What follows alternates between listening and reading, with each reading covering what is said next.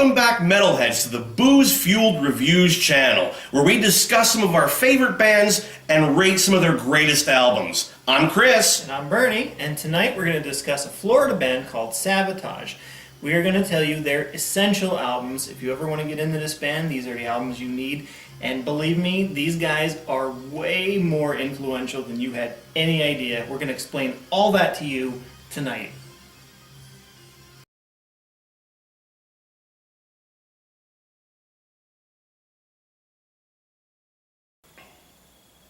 Number 5 on the list is Gutter Ballet from 1989.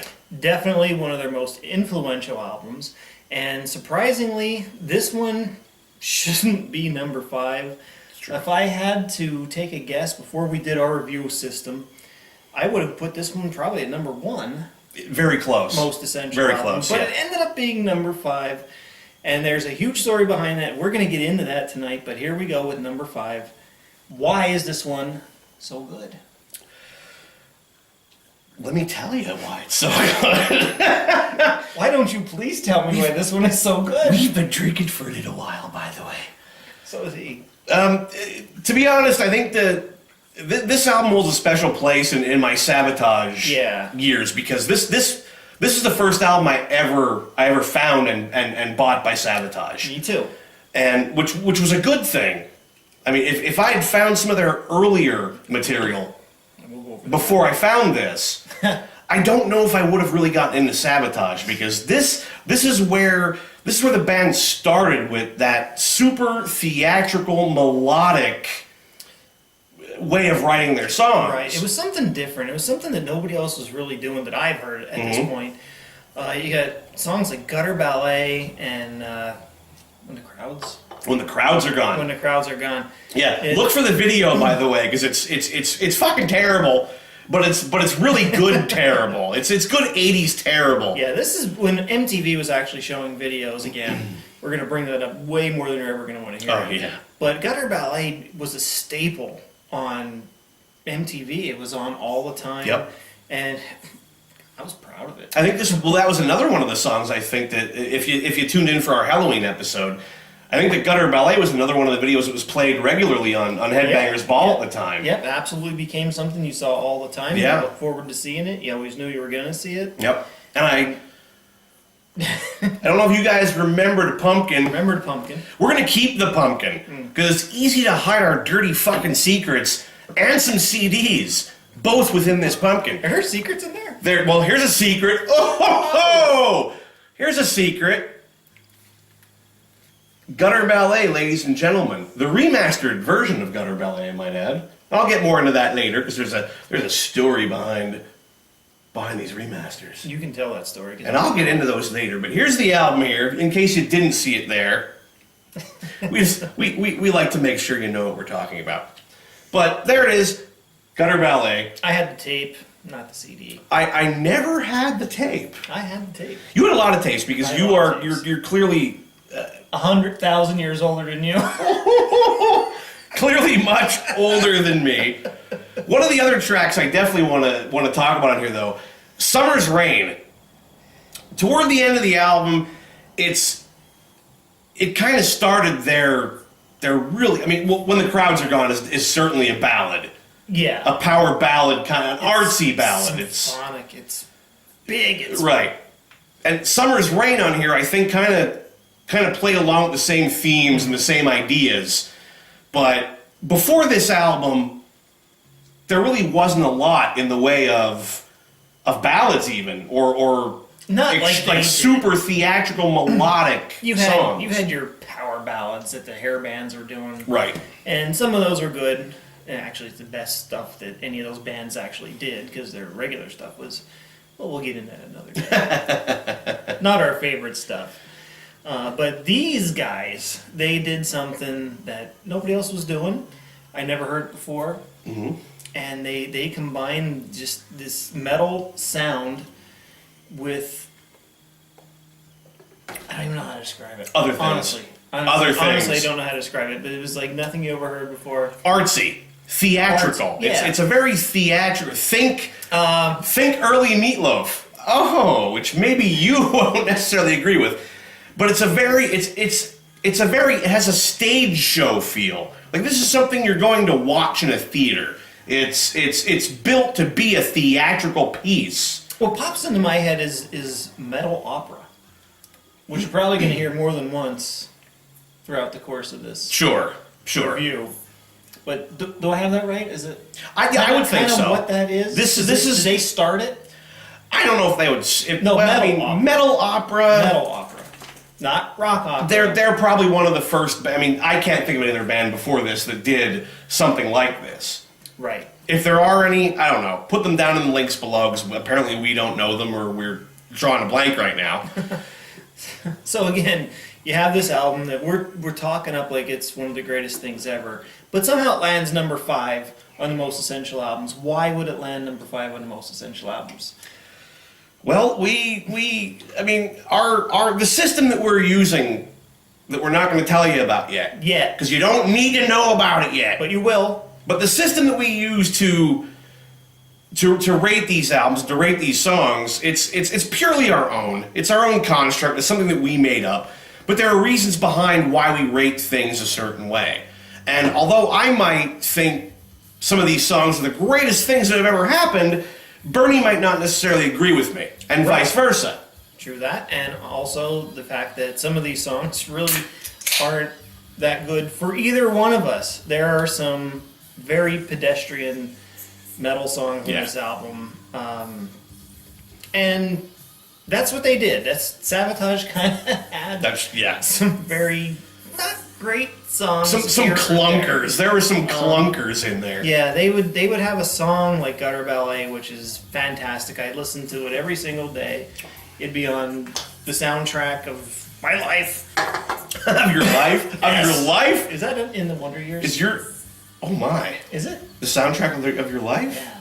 The Wonder Years? Isn't that? Like Fred Savage and that guy who, like, everybody thought was Marilyn Manson many years later, like that show? That thing? Yes. Okay, good. Winnie Cooper. Winnie Cooper, ladies and gentlemen. Not the show, the song. Oh, damn it! The intro. You ruined my entire Did I take you childhood right there for a second. I was in a certain place, and then you went and you did something else. I ruined Winnie on you. Just now. Nobody can ruin Winnie. Nobody puts Winnie in the corner. Completely different film thing. Is there anything else you'd like to say about Gutter Ballet before we get to our next number in the list? Just that it actually is a very awesome album. It has some bad tracks on it, and that drug it down to the number 5th most influential album, most essential album. Yes. There's better. There's better. There's at least 4 better, as you're going to learn in a couple minutes. But this is absolutely essential. This was the beginning of Savatage truly becoming what Savatage turned into in later years. And other things. And other things. We're not there yet. But we are at the end of this album.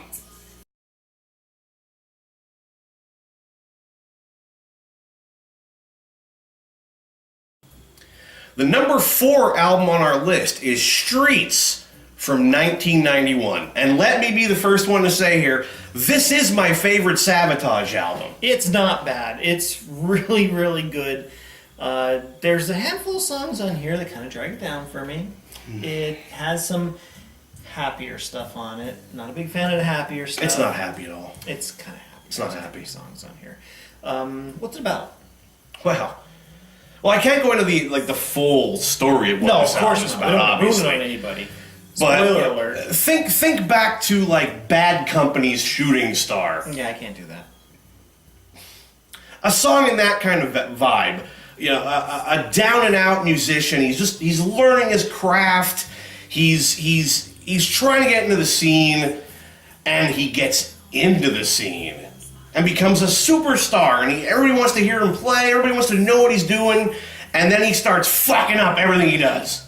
Everything he fucking does. Typical. He shits all over it. He gets into drugs. He's living in the streets. He's getting with some unsavory characters. Whatever. And his story doesn't turn out so well. But that's up for you to listen to and interpret. But if anybody knows anything about this album, DT Jesus is a big thing. Downtown Jesus, like a detox. And they say that on the album, by the way. I didn't make that shit up. No, both of those things are correct. That's him.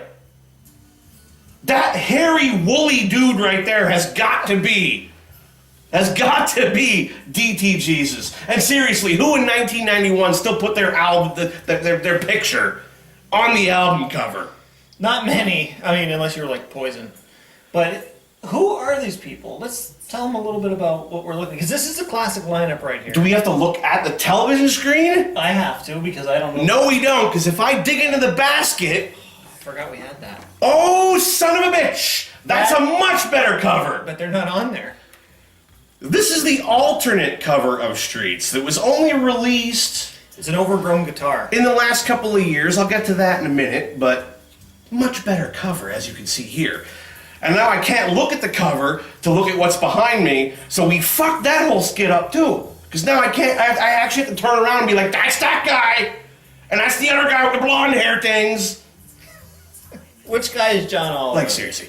John Oliver is this guy right here. Which one's his brother, Chris? His brother is standing right next to him, much cooler and a little bit skinnier.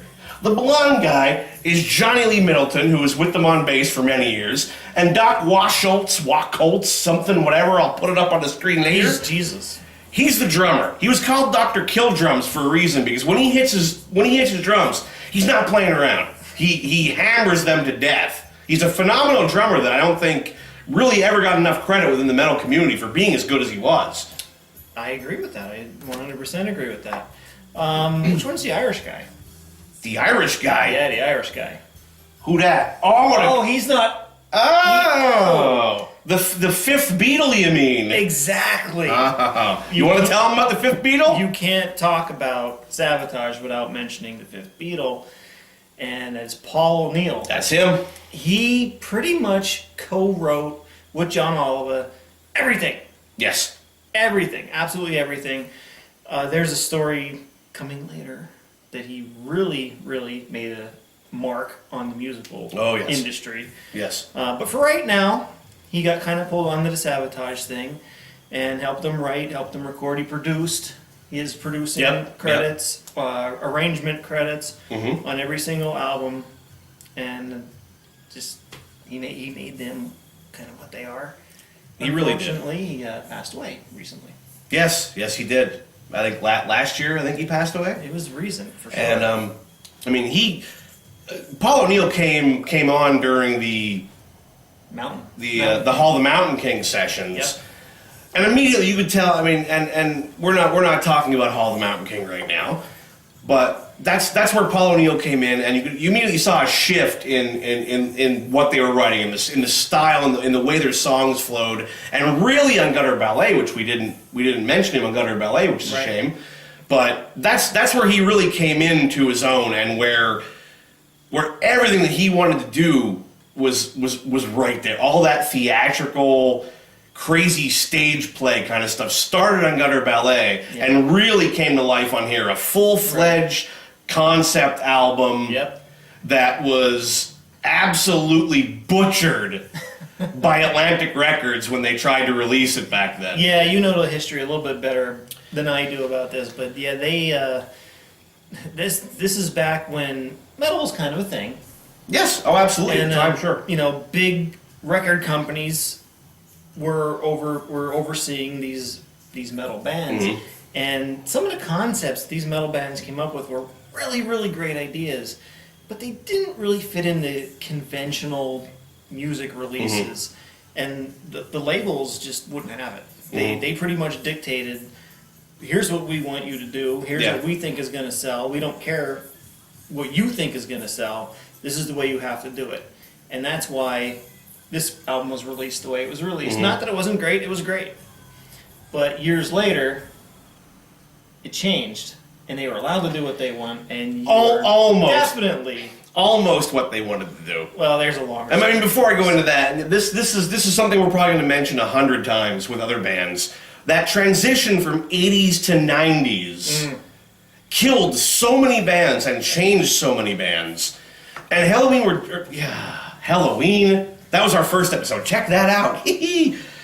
Sabotage were no exception when it came to wanting to do something a little bigger and having a record label stamp it flat, because 1991, the grunge movement was taken over in the U.S., and metal was no longer really a main, something that you heard all the time anymore. It was getting phased out. Headbangers Ball was even winding down at that point. Like it wasn't really a thing that was happening anymore. And so the band wanted to do a full 2 CD concept album, really, really flesh out their characters. And Atlantic Records said, "Fuck that! No, we're never going to be able to." That. Yeah. No one's ever going to buy that. Exactly. And I mean, I'm sure nobody bought the single disc version of it either, because it wasn't exactly a huge hit for Savatage. It has a cult following from a metalhead. It really feels like a hit to me. Like, it feels like it was big. Sure. I don't know the numbers, but I don't even know if it charted. I'll look it up later, and I'll put some cool stuff on the screen for you to watch. But I certainly was looking forward to this album, and I wasn't disappointed. Yeah, no, it's as I said before, it's easily my favorite Savatage album. It still does tell a story. You really have to look for it now, but it really does tell a story. And once again, if you can track down the unrated, narrated version of Streets, this one, all of the narration that had been cut out of the original CD has been reinstated into the CD, as well as a completely different version of Jesus Saves, which I think is the second track on the album. It was a metal track. Mm-hmm. Now it's this crazy, cool, theatrical, like, power ballad. Yeah. That makes the album just better for having it. So this is the version. Not this. The one he's holding now. This is the version you're going to want by these guys. And if you have a story to tell me about this, I'm going to listen to you. If you get stuck with only being able to listen to the original version, you're not going to be disappointed.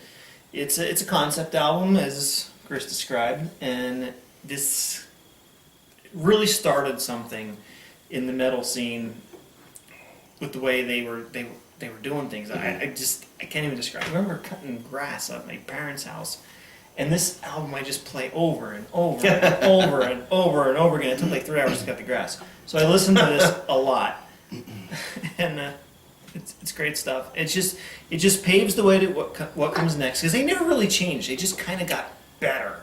Yeah. They took the style on this record and perfected it slowly as their career went on. I think they took this template and ran with it and created more melodic and more theatrical albums later on. And I think a lot of other bands kind of took the cue here. Yeah, I think so too. And did it their own way, mm-hmm. and released some great albums too. But this might be kind of where that started. This is, well, it's called a rock opera, but they said metal opera before. It is. Well, it actually says rock opera on the album cover, so you can't really get away from that so much. Yeah. And they're certainly not the first band to do a rock opera. But they did it pretty good. I mean, Tommy. Hi, anybody remember Tommy? The Who did an album called Tommy a long time ago. Tommy and Jerry? Stop what you're doing right now. Stop what you're doing. While Bernie's laughing and probably falling off his chair any minute now, we're gonna let this one go at number 4. Streets, a rock opera. Totally worth it. Absolutely essential. This is kind of where their sound really took shape. And check it out in the links below. We hope you'll like this as much as we do.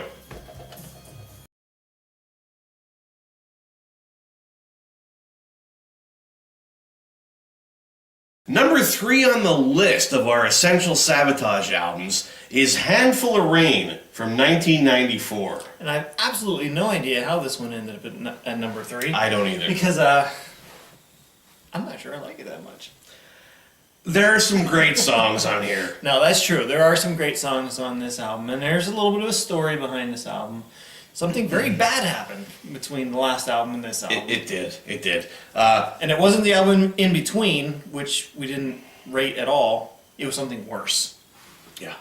The 1990 the album before this one, which did not make our list, for good reason. Edge of Thorns from 1993, was the last album to feature Chris Oliva on guitar. And that's sad. John's brother. They founded the band. This was kind of their baby. Yeah. All these years, and then Chris, I think it was a drunk driver. Like I don't even know. hit his. I want to say his parents were involved too, and like somebody there were more than one death out of there, or maybe no, you know what? It was him and his wife. I think it was Chris Oliver and his wife survived, and Chris obviously did not.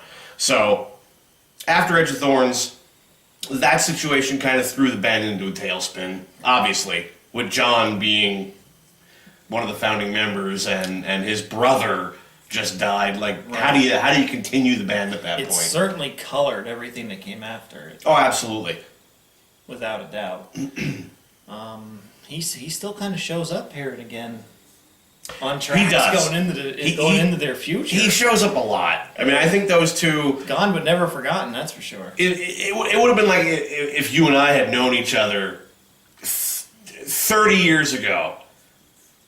And started writing songs together and just kind of messing around, and you always have that stuff on the back burner somewhere. Yeah, absolutely. And that's what I don't know what that face was. Did you just have like a heart attack? I kicked something. I'm sorry. Your advanced age, you just had an issue there with your hearts. It's a cramp. Your hearts. But regardless of Bernie's medical health, It was a weird reflex. Let's move past it. okay. Let's move past Are it. you capable of doing that? My leg feels much better now. Okay, good. you. Now that Bernie's leg feels better, we can carry on the show now. Appreciate your concern. Anyway, Yeah, go. past Bernie's dumb, stupid leg. Yeah, my right one actually. Shut up. They might want to know. Somebody might send me a card. Get well. Nobody's gonna send you a card. Get well soon. No. Get well later. No. Get well never. Stop recording YouTube videos. That's what they're gonna say. Stop doing what you're doing. Stop your old leg from making things happen. Can you get replaced? How do I make you get replaced by somebody else who actually knows what they're talking about with Sabotage? Okay, that's fine. So now that we got Bernie's leg out of the way, or still in the way, You can't at least see of it. his general health.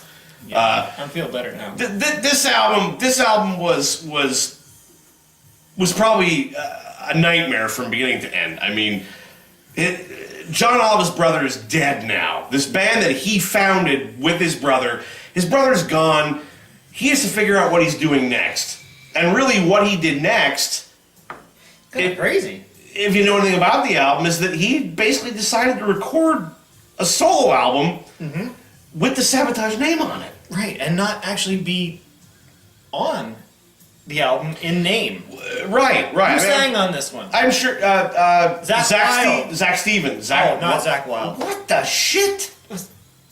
Stevens. The wrong guy. He was right. Zach Stevens. Zach Stevens. Because the other Zach is much wilder. Hence the name. Oh, look what I did. That was good. Zach Stevens is on vocals, who Yes. who took over for John Oliver on the previous album. Yeah, and he's very good. He's phenomenal. He's Very good. For a while, I actually liked him a lot better than John Oliver. I kind of came back to Oliver way. I think vocally, Zach Stevens is a better vocalist. He has more range. Yeah, He's cleaner. cleaner, absolutely. Yeah. But there's something about John Oliver's voice It's a signature kind of voice. Yeah. It's unmistakable. it's thing. kind of just part of that whole Savatage sound. And Yeah. once it's not there, you really start missing it. Right. It definitely missed it. Did you really? I did a little bit. I don't think you did at all. Hurting my feelings. Drink your fucking beer. Shut up. All right. Hey, remember, this is called Booze Fueled. Fueled Reviews. Very good. Not we're gonna eat crumpets fucking reviews. We're gonna drink. I don't have any crumpets. I don't even know what the fuck's a crumpet. It's English. Is that like a donut That's British. or something? I don't know. It's like a cracker with sugar. Oh, okay. I don't know. You know more than I do. Hey, if there's any of our European fans out there, tell us what a crumpet is. What the fuck is a crumpet? Is it good? It goes with tea. But I don't like tea either. Iced tea. I'm gonna hold on for dear life to this pumpkin and pray to God that we stop talking about fucking crumpets and get back to the album. Maybe we should see what's in the pumpkin. Oh, son of a bitch! Is it a crumpet? Is it tea? That is not a crumpet. What it is this. That's the album that we're talking about. The album we are discussing about. And as you'll see on the back, a very familiar name, if you can see that right there. You can't see it. Once again, produced by Paul O'Neill. Yes, very influential. We talked about him already. He really was shaping the Savatage sound at the time. Yeah. Even though this Sabotage was a ghost of what they were a couple of years earlier. Yeah, but yet it was still pretty good. It's really good. There was enough of it that was good consistently to kind of push itself ahead of Gutter Ballet and Streets. Which blows my mind. As I said in the beginning of this thing, I don't know how Gutter Ballet is not number one. I have no idea. But it's not number one. There was enough bad songs to make it dip down, and this one has enough good songs to you to number 3. For you. Perhaps. Streets to me is a perfect album. You've been wrong before. And he's like, oh, that song is really happy, I don't like it. I'm dark, I just want to sit in a dark room and wear a robe. And so then all of a sudden, a song that was a little too happy was no longer a good song. This is part of how we rate things. And yes. we'll go into a little more about not so much our rating system, but why we think we have at least a little knowledge about what we're talking about. We're not just guys giving our opinion. There is a reason why we think we know music. At least in our own heads. In our own heads. Why we think we know music and know. We'll talk about that maybe in the next album. Yeah, there's a little experience involved here. There's a little experience. Like that much experience. Make it go like this. Get that? Yeah, that's it. That's much experience we have. So we rambled. We rambled a lot about this album. We rambled a lot. But as we're wrapping this one up, seriously. If you look Taunting Cobras, I like that one. That's the opening track. That is the opening track. Kind of heavy, kind of intense. Handful of Rain, the title track, is the second song on the CD, and everything that made Sabotage up to this point is there. It's very melodic. It has, like, they started doing that crazy vocal round in this album where they would somebody would start in a key and sing a certain thing, and then somebody would come in and do a higher key and sing something else, and they would kind of do this crazy vocal round. Overlapping harmonies. Right, where they would have 4 or 5 different voices singing different things. It was, It's fucking cool is what it is. No other metal bands were doing it. No. As much as we love power metal and shit like that. Yeah, they kind of weren't doing it too much. They weren't doing... And I think that just plays into, like, that theatrical thing. It's something that's very stage-ready. Like, you see people doing this on a stage. It's probably something that's in opera all the time. Sure, I'm sure it is. I'm sure it is. Not like I know. The only opera I know is Phantom of the Opera, and that's from Iron Maiden. Right. Well, that's not this. No. And Maiden. Do we have a lot to tell you about Maiden? Not tonight. Definitely not tonight. But man, do we have a lot to tell you about Maiden. And Blaze Bayley. Sorry. Yep, that's how I feel too. I think I just died. You had a second stroke, didn't you? So, as we said, probably multiple times now, because the beers impair the other things. The ability to not repeat yourself. Yeah, they had what you What? I got nothing there. But Handful of Rain came in at number 3. Yes. We don't necessarily agree with our own system that this should be the number 3 album, but it is. We did it. This is where it rated, and we have to stick with that. Mm-hmm. So we don't know if you agree. We don't know if we agree. But number 3 is Handful of Rain. Check it in the link below. Definitely do that. And what's coming next Oh, works in our system 100%. there's another album coming up right now.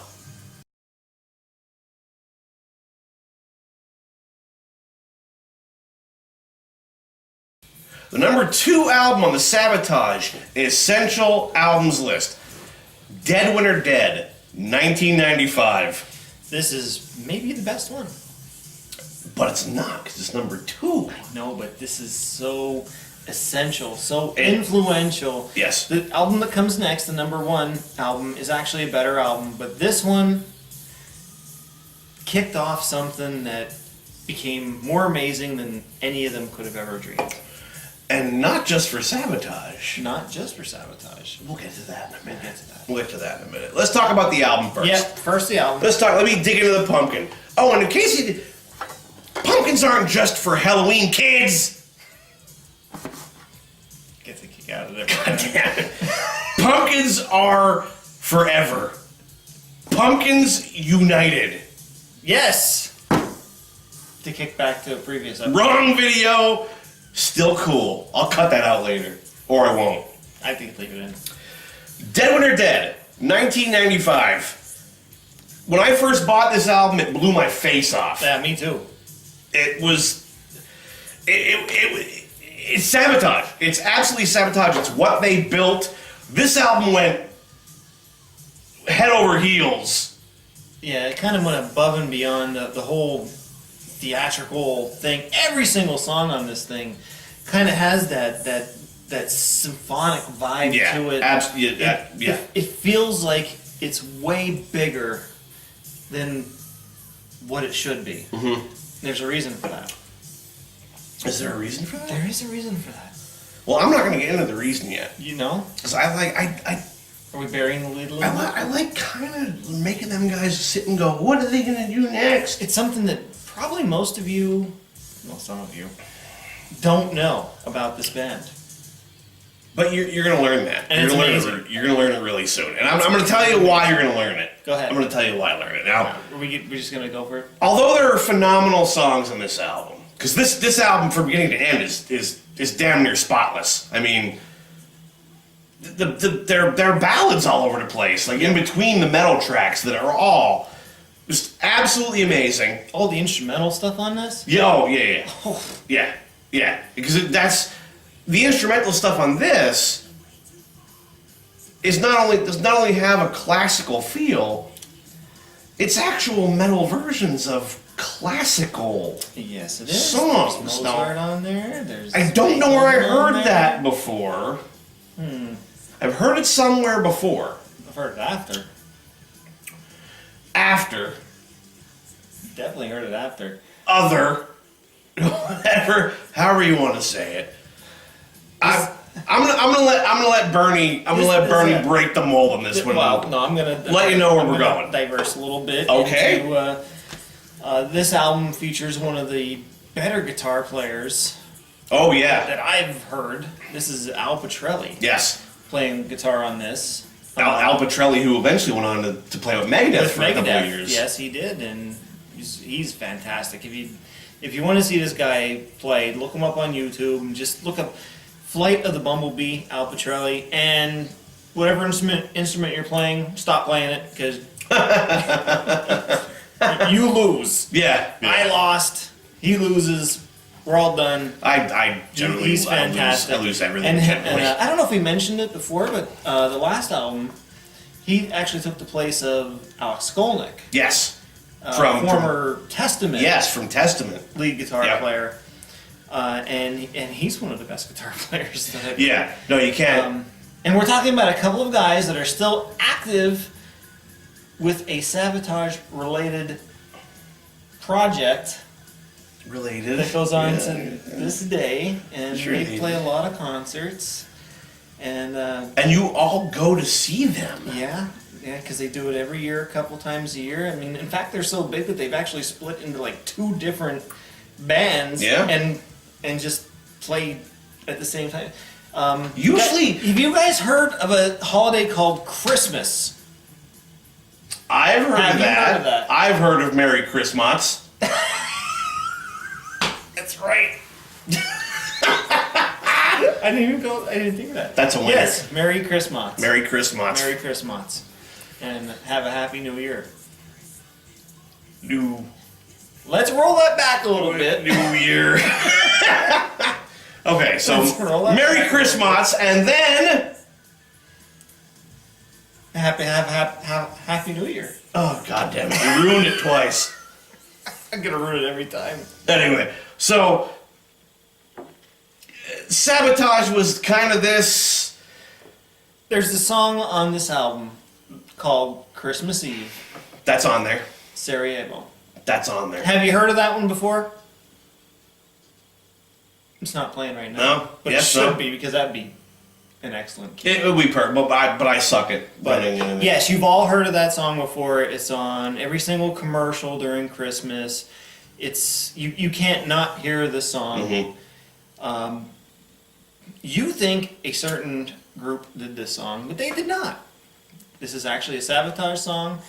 They recorded it a couple of years before another certain group did it. You are milking this band for I know. everything you get. I know, because it's Savatage is a great band, but their greatest achievement is Becoming another band. Trans-Siberian Orchestra. What happened? If you didn't know that, this Paul O'Neill that we mentioned earlier, the Yep. Irish guy, Several times. he's related to Shaquille O'Neal, I think.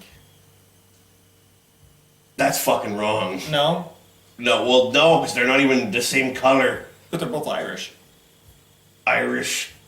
Irish basketball player. Oh, that's Larry Bird.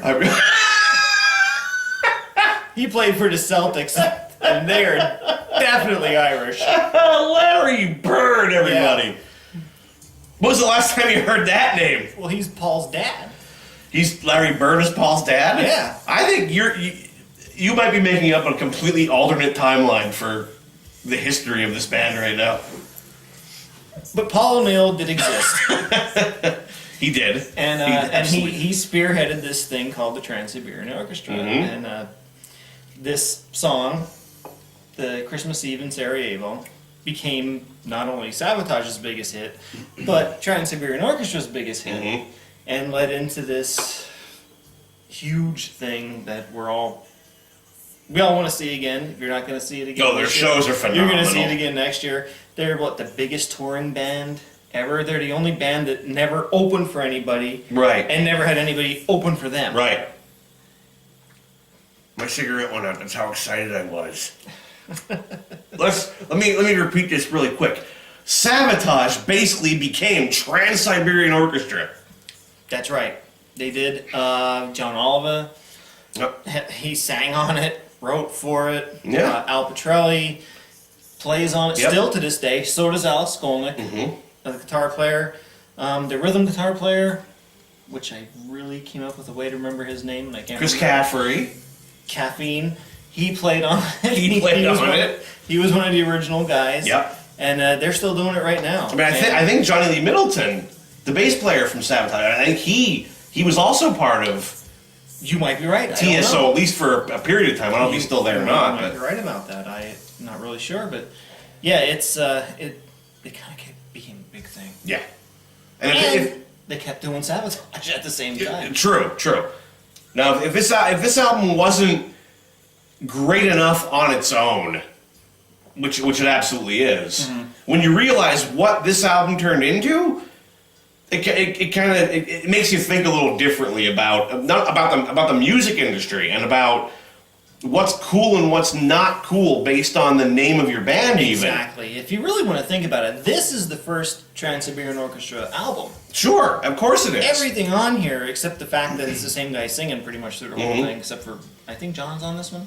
For one or two Yeah. songs. John sings a couple parts. Oliver's He on started it. kind of like For one or two weaseling his songs. way back into a couple lead vocals again, Yep. and they're awesome. But this 'cause is John the Oliver. first one. This is the first Trans-Siberian Orchestra album. And if you like them, you're gonna like this. Yeah, This is number 2, interchangeable. and can there be anything more essential than a band that kicked off that? Apparently, there's one album more essential than this one. Oh, you're right. There is one more, and And- why would that be? Because we fucked up. But we're going to unfuck it by saying really nice things about it. And drink a couple more beers. Next. And we're going to make it right. We're going to make it right. We're going to make it right. So make it right. stick around. We're going to make it right. And buy your tickets for TSO.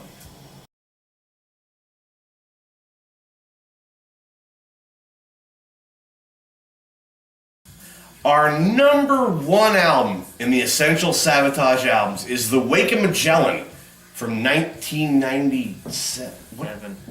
What? Are you looking for the album? No, I think I see somebody I know. Oh, hey, guys. No, wait. Oh, no. Oh, hey! Hi! Is that you, Bob? Can you see me? Actually, I think I see two people I know. Yeah, this is what happens after a night of these. Now it's the same person. It's just kind of split because these things don't work right. Well, they're almost as old as you. Really? Those. You look like they're from the war. Actually, well, you.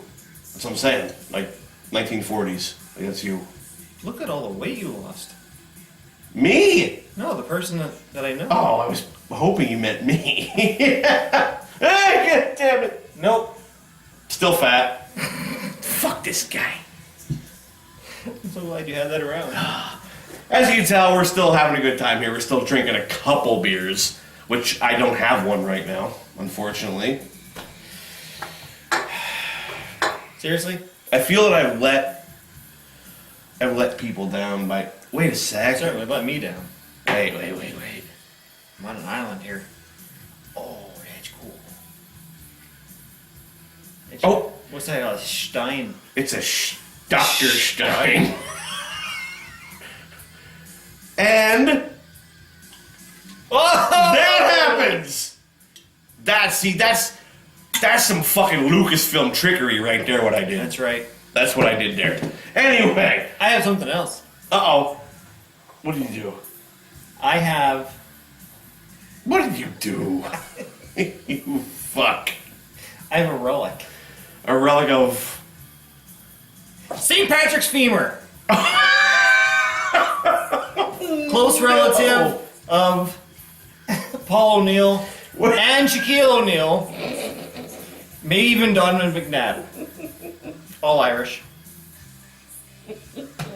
All Irish. Where the fuck did you even dig that up? St. Patrick's Cathedral. Is that where you were at? I was last year. And you got that at St. I went to mass there. Damn. And you found that? No, I stole it. Let me open my beer before this gets even more ridiculous. It's femur. What? It's a piece. It's a piece. It's a small femur. It's a piece. It's like a midget femur. It's a piece of it. They broke it up into many pieces to distribute to many churches. I think that's maybe not real history. I'm going to show it to the camera again really quick so you can't tell. Drunk history. It's real. Didn't that look real? It, That's religion, folks. to me, it looked real. Believe it. Our only religious thing You get a ever. glimpse and you believe it anyway. Yes. Oh. I'm going to put that down. Well, that's a whole other discussion. Yes. The discussion we're here to have after 20 minutes of fuckery is our number is one. our number one Savatage album, Wake of Magellan. And as far as Savatage is concerned, now that I had a second to think about it, this is maybe the most essential Savatage album because it's the logical follow-up to Dead Winter Dead. It sounds exactly like another TSO album. Mm-hmm. There's crazy orchestra, melodic, say words.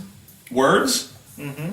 That make more sense than the ones Well, I just said words. I just said it. Did this album still have Al Petrelli on it, or have they changed out guitar No, players? it's still Al Petrelli here. It's still Al Petrelli? Yeah. Okay. Which I'm sure why the album has a similar flavor. Yeah, well, Similar flavor. They were. This is again, TSO Part 2. Mm-hmm. And what's his face was still on this one? Zach Wilde. You guys know him from Ozzy? Stevens. Zach Stevens. That's it.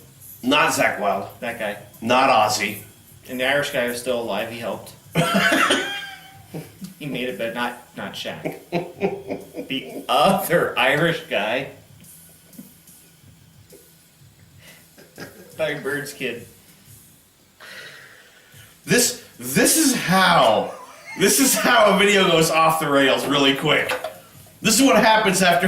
Oh my lord! Was that like 3D? I hope so. You can get your glasses at 7-Eleven. Why do they have glasses in 7-Eleven? That's what they did in the 80s, 90s, and now 80s. Okay, I don't ever remember. Really? I don't remember 3D glasses being at the 7-Eleven. Where the fuck is there a 7-Eleven around here? You made shit up again. I heard things. You dummy. You goddamn dummy. Okay, no. We're not. You put the femur piece down. Partial femur. Put the femur piece down. We have a video to do with this album. It's good. It is. Is that your entire explanation? That's my assessment of this album. It's good. It is, and I agree. And as we've said before, our ratings don't always turn out the way we think they're going to turn out. There are albums that I thought would have ranked much higher than this, and I said that right off the bat. And this one turned out to be number one. Yeah, if you just take the songs on an individual basis, and the things that we look for in a great song, the ones that we consider to be high quality, these do it. They do it. There's no really bad songs on this album. Mm-hmm. They might not all be fantastic songs, but they're all ones that I would listen to again. Right. And that's kind of the way we, not to get into detail too much, we'll do that later.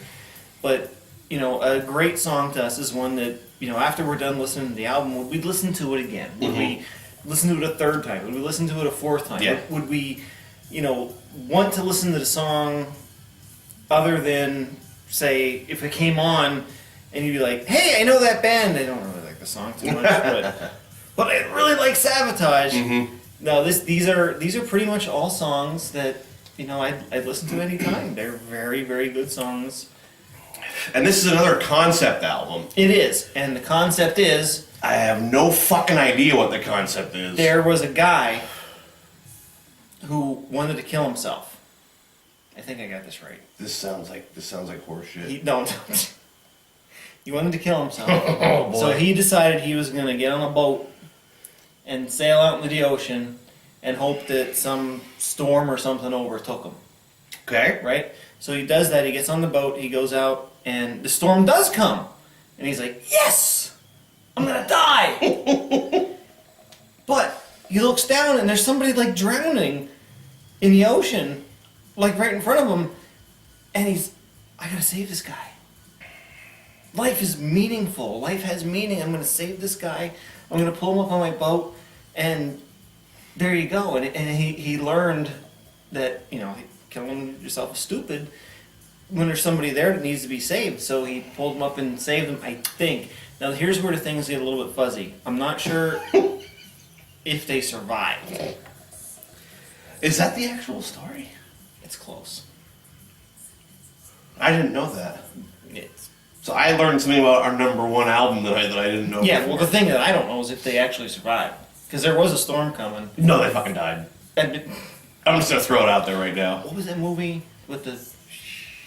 The Perfect Storm. Yes, that's what happened. That's what they did? And they died? I don't know. Well, listen to the end of the album and tell me. I don't listen to the songs all the way through. It's just another thing you're going to find out when you see how we do our ratings. That's true, too. Yeah. That might piss some of you off, actually, but... We know what we're looking for in a song. Yeah. It's going to be there quick, or it's not going to be there at all. And we're going to learn you that... We're going to learn ya.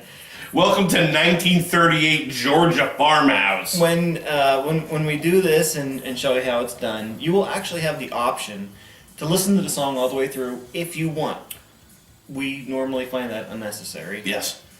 But if you want to, you're going to have that opportunity, so you go right ahead and do it. It's a plan we have going forward. Mm-hmm. And we'll see. We'll see if you guys are interested or not, but we would like to have kind of an interactive night. Right. At some point where we really show you and take you into how we rate the albums and what we're basing our system on. Mm-hmm. And we're going to let you do it with us at home. We'd all wear some fucking headphones and sit and drink and smoke and do our own thing. I mean, they can do it in their car if they want. We can. They can do whatever they want. They can pause the fucking video or turn it off forever and never have to worry about anything that we do. These guys are morons. And next, there's some cat videos on YouTube that are much cooler than this. They're funny. But that's something for later on down the road. Yeah. Right now, I think we've rambled enough about the Wake of Magellan. It is a great album. I mean, don't let us just rambling back and forth make you not want to check this album out, because it really is phenomenal. It was one of the final albums by Savatage. There's one more. And this kind of encapsulated everything they've been building up to throughout those years, and it really tied into the Trans-Siberian Orchestra side of things. It's a TSO part 2. Yeah. So if you're in a Trans-Siberian Orchestra, if we just like blew your fucking mind tonight, and you're like, oh shit, Trans-Siberian is Sabotage? Listen to these albums and tell me if we're wrong. Tell me if we messed something up, because this is where it all started for Trans-Siberian Yeah, Orchestra. you can tell us we're wrong, but we're not. We're definitely not. We're definitely not. And The pumpkin grease has spoken. Did we? Is it in I there? never pulled the CD. I will really let's quick, because I don't want to talk about this fucking album anymore. There. That album right there with songs. That one? That's not the version that I have. What do you mean? I got mine from BMG. Oh, you have the stupid sheep version. Like the people who bought from BMG version. I got mine for a penny. And that's good for you. Along with 9 other albums. Remember BMG, kids? And Columbia House. That does not exist anymore. Neither does BMG, does it? I don't think so. I don't think so. Who mail orders CDs anymore? Well, who listens to CDs anymore? Oh, you do. Hey guys. I have Google Play. And Spotify. Fuck your Google Play! So there you go. This wraps up the essential albums by Savatage. Yeah, you absolutely need these 5. And beyond that, well, we got one more that's pretty good. We're gonna show it to you. And we got one more that's, oh god. That's a complete tragedy. Yeah, it's fun for us to tell you what to not waste your time on. Yeah. It makes us happy to tell you to avoid certain things. Like we think that we're like road cones around a construction site. Don't run us over. Drive that way and get the fuck away from what's happening over there. We're orange for a reason. To draw your attention so that you don't hit us. Yeah. That's a true story. So we'll get right back in a few seconds after the cool picture I'm going to put on the screen right here. And then we're going to come back and we're going to tell you about our honorable mention.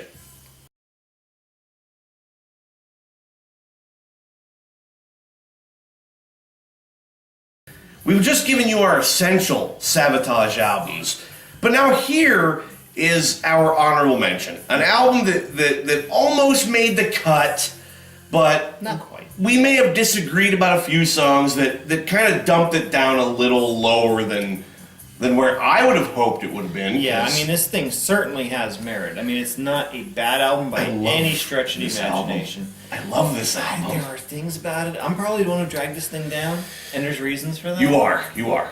And the reasons that I dragged it up, well, okay, the reason I dragged it, dragoned it. Can I throw my 2 cents in real quick? There's a dragon there. Oh wait. What did you do? You guys gotta see this. Oh, here we go. All right, you guys ready for this? You ever hear the superhero called Iron Fist? Oh no. It's a Netflix thing. It just got canceled. Check this out. Oh no! Oh, look at that! Oh Look no! at that. That's Iron Fist symbol. It's on his chest or something. Have I really never noticed that before? I saw it just now, and I'm like, that. The only thing different is the head's pointing the wrong way. Wow! It's like a mirror image. Look. He's looking So at Sabotage totally ripped off Iron may Fist. have ripped off Marvel. Yeah, before Marvel was a thing, which makes it okay. It's not our fault that happened. Yeah. If someone needs to sue Sabotage, we had nothing to do with it. I mean, just that alone makes it an honorable mention. I'm okay with that. My reason for this being such an important album, Which means nothing compared to what I just showed you. other than Iron Fist. Oh, you were way late on that. Sorry.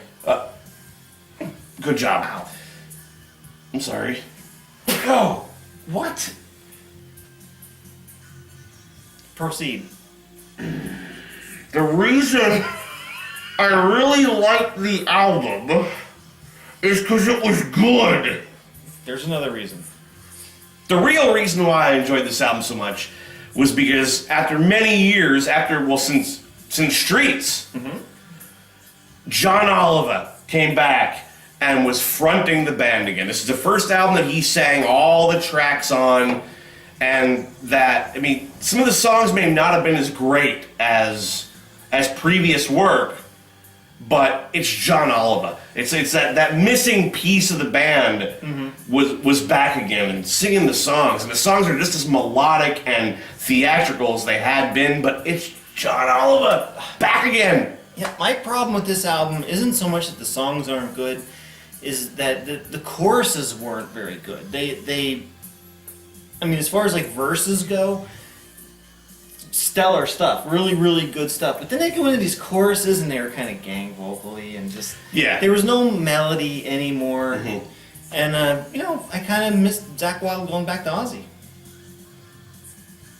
Stevens, I don't know how many times I can smack my big fucking nose before I bleed on camera. I got it wrong again. I'm sorry. Who is that Zakk Wylde guy? He plays this guitar that has like a circles. Circles? On it? Yeah. Oh, good. Yeah. Good. That makes me want to listen to that guy. Oh, that Black Label band. He's in that. Oh, that band. I've heard of them. I hate them. They had that song. No, they didn't. It was called, They didn't. Honestly, nothing they did. Nothing Compares to You. I think that was that them? That was Black Label, right? Yes, it was. I think they did a song called 5 Miles, too. Yes, that was one of them. That was another good one by them. Ozzy did the backup. Write this stuff down. You're not going to want to miss out on any of... We're going to review all this, too. We will. We will. We will definitely do it. Because these are all bands that we respect. We're making fun of them a little bit and poking fun here and there, but these are all bands we respect, that we enjoy. Yeah. So we will get to them eventually. But right now we're going to finish up with this one, I think. Yeah. Poets and Madmen, 2001. It was... It didn't make the essential list. No, but it's really good. It is really good. It just missed out on some of the melody kind of things that we look for. Right. It was kind of straightforward compared to the previous two albums. I mean, Morphine Child is on here. Well, that's 10 minutes of perfection. Right. There's good stuff on here. There's phenomenal stuff on here. They packed it all into a 10-minute song and then distributed what was left to the other 8 songs. Okay. He's being a little harsh. I am. But there's a reason why it's just below the Essential 5. Sure. It's great. It's definitely great. And there it is. I have nothing else to say about Poets and Madmen. It was a very important album for me, I think. At the time, 2001, I was 21 years old. I was just happy to have another Savatage album. It seemed like once TSO started, the Savatage would be an absolute dead issue. And this came out, and it's kind of TSO meets Savatage. It's the same vibe again. Right. But then my fears came true, and Savatage has not done a studio album since this. But John Oliver has. John Oliver has in several different ways. In a band that he formed and in a solo album. And guess what? We're also going to get to that in another video. We will. Because we're not fucking around. We want you to know things. It's important that you know things. Some of that's essential too. It's absolutely essential. It's still John Oliver doing what he does. And he learned a little bit from Paul O'Neill, and he can now kind of do both of their jobs and write a really fantastic album without Paul O'Neill's help. And gone but not forgotten. Maybe I'm completely wrong. Maybe Paul O'Neill is on the John Oliver solo stuff. Like it's Ghost. Oh wait, because he just died recently. Sorry. Yeah, he was definitely still around. I just assumed he died after this album. No, he did not. That was Shaq. That Shaq is Shaq dead too? No, he's not. Is Larry Bird dead? I don't think so. See, everybody's alive. We're all alive. We're all drinking. We're all talking about this honorable mention album from Sabotage. Paul's dead, for sure. Paul McCartney. We can only hope. Oh no! Bye. We're never gonna do another video again. We got one more. Son of a bitch. We have the worst unhonorable mention. Did I say that wrong? Dishonorable? That's what I meant to say. Okay. We got one more dishonorable mention. It's impossible that I got that right. This is garbage, and we're gonna tell you why. Yeah.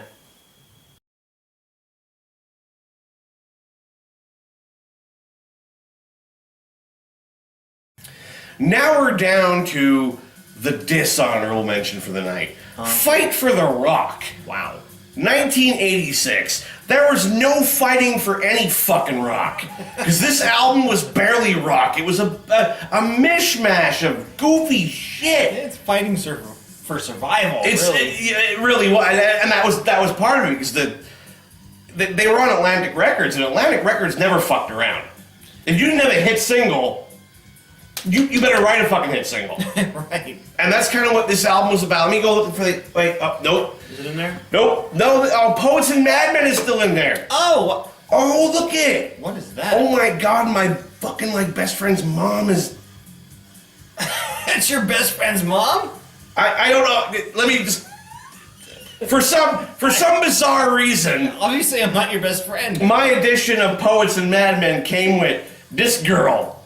This little thick in the dye. That was in there. Like little boomers. This is not a joke. For some reason, this came in the album. I don't understand why. I'm going to put it away, and we're going to move on from that right now. It creeps me out a little bit. I'm not going to lie.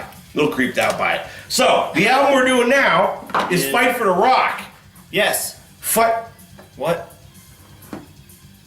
What is that? Fight for the Green Jesus. Is that Green Jesus? I've heard tell of Green Jesus. This is him. Now you've met Green Jesus. I think we're cursed. And then we're going to move on from Green Jesus. I don't know what? Fight for the Christ. He got in there. Oh, really? Should I say that? You did. Am I allowed to say that? You're not allowed to say it. So, the album... Oh. Same difference. The album we're talking about is this guy. Yes. This guy right here. Even Jesus couldn't save that. No, we couldn't. Green Jesus. And they had this coolish concept idea to do the flag raising at Iwo Jima thing, because they are so fucking metal that they now dictate world politics. Yeah, speaking of the label or something, they wanted to have an album with the band's picture on it. Yeah. They didn't really want to do that, so they did this instead. They are in the picture again. Yeah. And guess what? The werewolf we mentioned before, that's still him. He's right there. Look at the werewolf.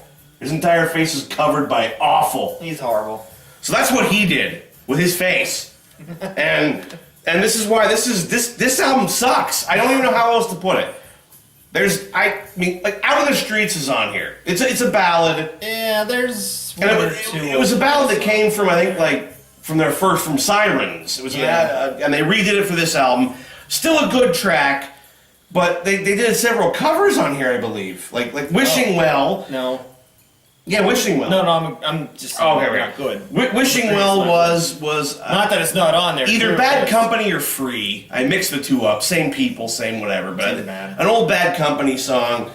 And there's something else on. Oh wait, Oh, Day After Day. Yeah. Day After Day is on here, which was a cover of like a 1960s track, or It's just not good. I can't. I don't. I even mean, remember. they covered it well, I guess. For what it. Yeah. But you cover a bad song.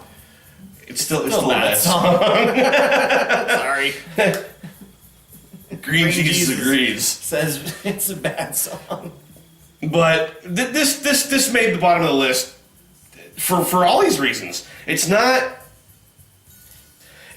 what really early Savatage was, which was just a raw kind of metal sound. Like Sirens was a raw metal sound. It wasn't refined yet. They didn't know what they wanted to be.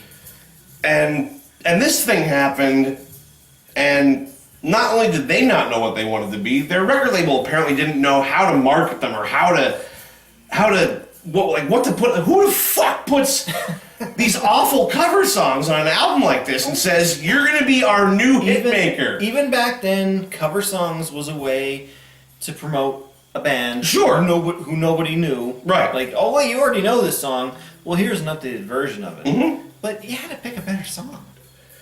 All better songs. And maybe perform it better too. Mm-hmm. And it's just one of those things. It's not very well recorded. No, it's a shit. Production's lousy. It's shit. Guitar sounds lousy. Shit. All of it didn't know how to sing yet. Shit. He was practicing what he would do later a little bit better. Everything is shit. Pumpkin needs his cigarette ashed. What? Why are you son of a bitch? Put your fucking. You can't. It's a bad habit. Don't look. Don't look. This pumpkin's been a real dick lately. This pumpkin doesn't smoke. Would you? So, before Bernie fucking wrecks the place with his big old meat hook hands, what are they? Meat hook? What are they? They're like fucking these big gross manacles. That's the word I'm looking for. These are manacles are. These are guitar playing hands. Oh, forget I ever said anything. Is that what they are? Oh, I've been playing for a while. that's actually a good point. Maybe you guys have watched us do this in our drunken state and sounding kind of ridiculous most of the time. But we do have a little bit of background in music. We've Actually playing music. we've done this for a while. I've played drums for around 20 years now. Many years, yes. And I've played guitar for a little bit more than that, maybe 25 years. And we've been in bands together for about 15 years. Yep, Pretty solid on enough. We played hundreds of shows to thousands and thousands of people. Combined. Combined. Never at the same time. Like my band, which is much cooler than anything he's ever done. Except for the ones that we were in at the same time. Just so many people. Yeah. His idea of playing shows was like in his basement to like 3 people that came over for free beer. I mean, I was one of them. Actually, we were just giving out soda, and 2 people showed up anyway. Well, see, but you failed. It should have been beer. Well, soda's cheaper. Okay, good.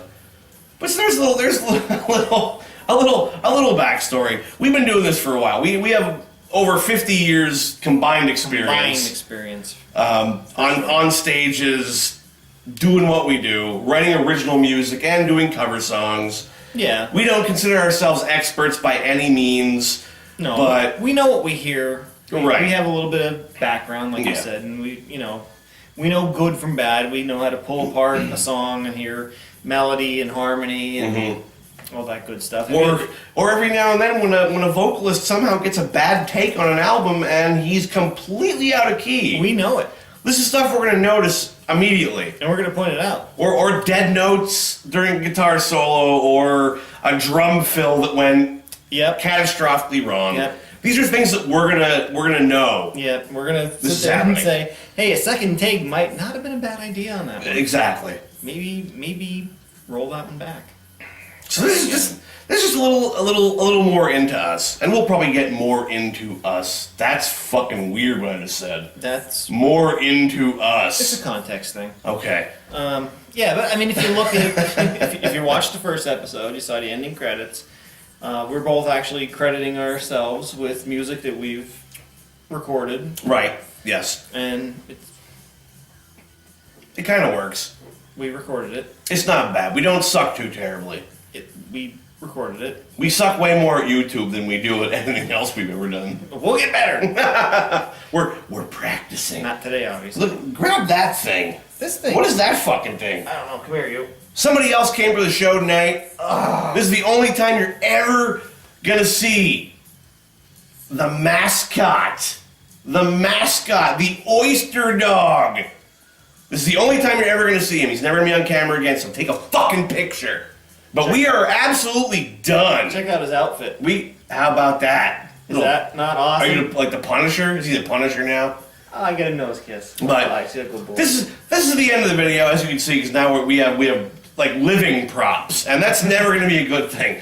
So usually they're stuffed. Yeah.